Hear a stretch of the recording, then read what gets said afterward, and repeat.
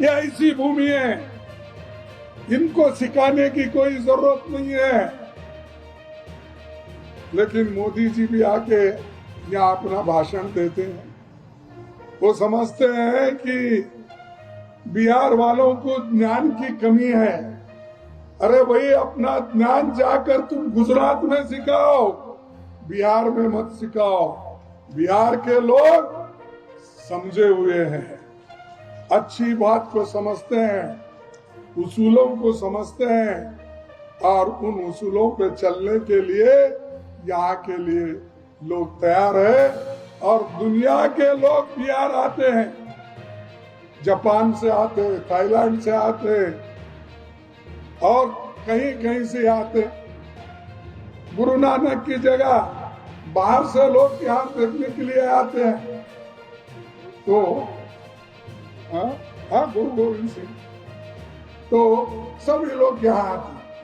तो ऐसी गुरुओं की धरती है। तो इसमें बीजेपी के लोग आकर हमको पाठ पढ़ाने के लिए आते हैं। महात्मा गांधी जी अपना जो चंपारण, जो उनका यात्रा था, वो देश को आजादी दिलाने के लिए वो यात्रा था, वो भी यहीं से निकला। यानी हर चीज जो देश के भलाई के लिए होती है या हो रही है, वो बिहार से शुरू होता है। तो इसको हम बचा के रखना चाहिए। और हम जो कह रहे हैं, जय बापू, जय भीम, जय संविधान, ये जो महान धरती पर आना मेरे लिए तो सौभाग्य की बात है।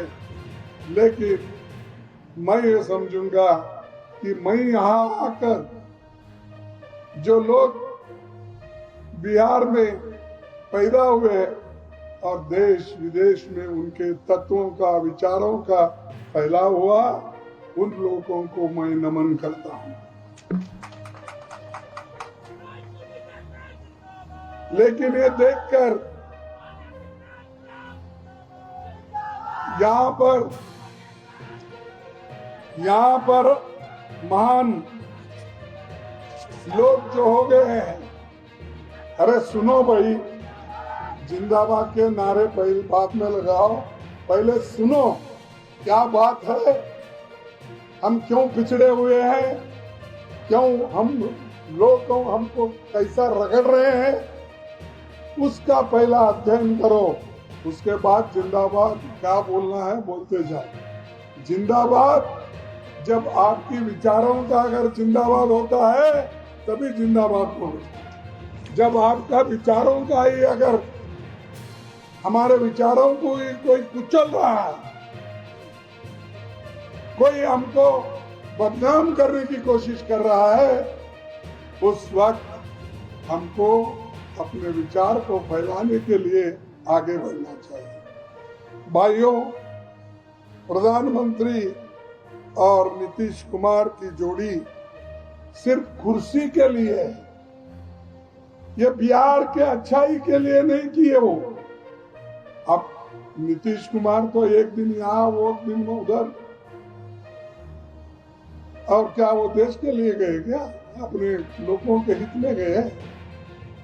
एक बार हमारे गोद में आते हैं, यहाँ का होने के बाद कुछ अंदाजा लगा कि इस बार बीजेपी आने वाली है, तो फिर इधर से उठ के यहाँ से एकदम उधर जाती है। तो ये देश के अच्छाई के लिए एक नहीं होते, देश को बर्बाद करने के लिए, अछूतों को बर्बाद करने के लिए, बैकवर्ड लोगों को बर्बाद करने के लिए और किसानों को बर्बाद करने के लिए बार बार टूटते हैं, फिर जुड़े जाते हैं। यह आप ध्यान में रखो। कोई किसी एक चीफ मिनिस्टर बनने से देश का उद्धार नहीं होता। देश के उद्धार उस वक्त ही होगा हम सब मिलके अगर देश के लिए काम करेंगे, गरीबों के लिए काम करेंगे, तभी हम आगे बढ़ सकते हैं और देश भी आगे बढ़ सकता है। भाइयों, ये बजट सत्र में परसों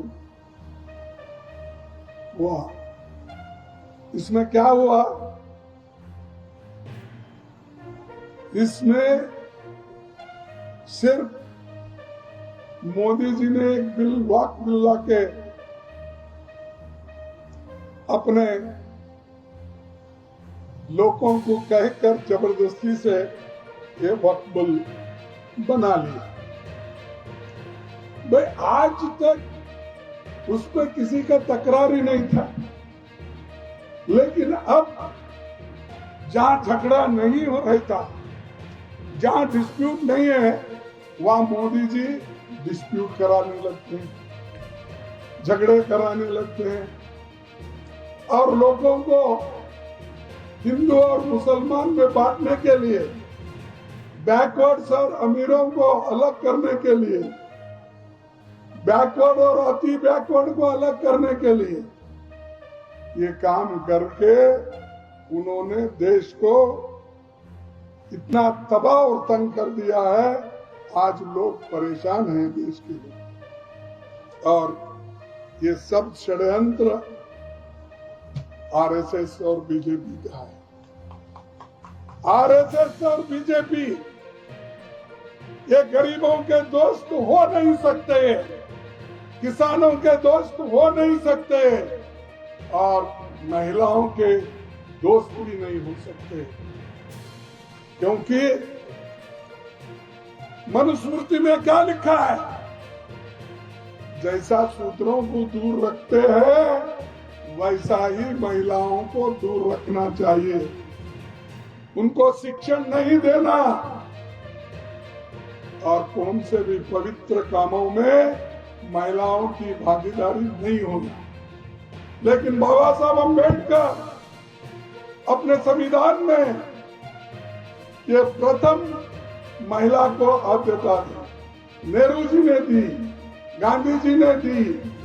ये सब लोग महिला के प्रति आदर और सम्मान के साथ उनको संविधान में जगह दिया। इसीलिए आज हमारे महिलाएं जिला panchayat, taluka panchayat, municipality, mayor election में आए हैं या नहीं आए? आए ना? ये पहले था कभी?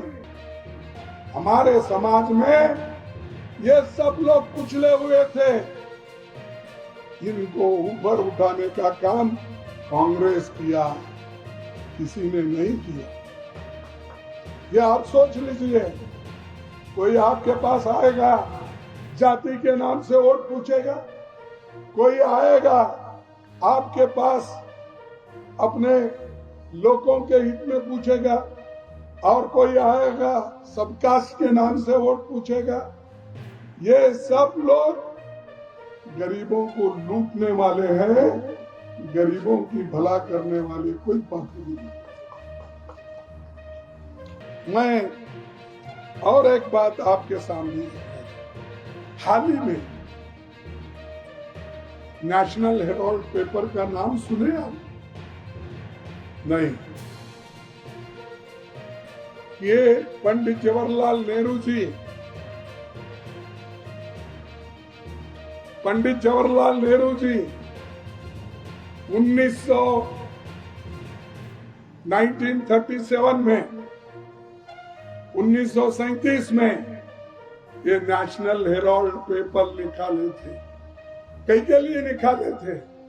देश के जनता को जागृत करना, देश को आजादी दिलाना, ये पेपर था। एक पेपर अंग्रेजी का जो नेशनल हेराल्ड पेपर है, एक पेपर था हिंदी में,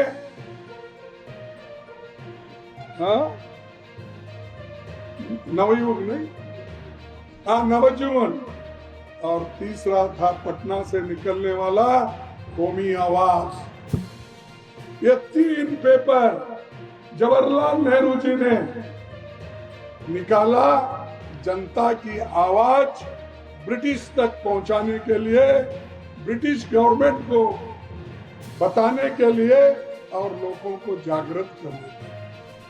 अरे उस पेपर के अब जो चेयरमैन है, डायरेक्टर्स है, सोनिया गांधी जी और राहुल गांधी जी और मैं भी हूं अब 5 साल से। अरे इनको डराने के लिए आप नेशनल हेराल्ड की प्रॉपर्टी जब्त करते हो। अरे वो कंपनी ऐसी कंपनी है जिसका कोई फायदा ले नहीं सकता, कोई प्रॉपर्टी ट्रांसफर नहीं कर सकता, कोई बेच नहीं सकता, ये है कंपनी। क्या उनका सोनिया गांधी को आने वाला है प्रॉपर्टी? क्या प्रियंका गांधी जी को आएगा वो प्रॉपर्टी? क्या राहुल गांधी जी को वो प्रॉपर्टी आएगा? नहीं, वो प्रॉपर्टी वो कंपनी कभी बेच नहीं सकती। वो नेशनल हेराल्ड और कौमी आवाज और हिंदी का जो अपना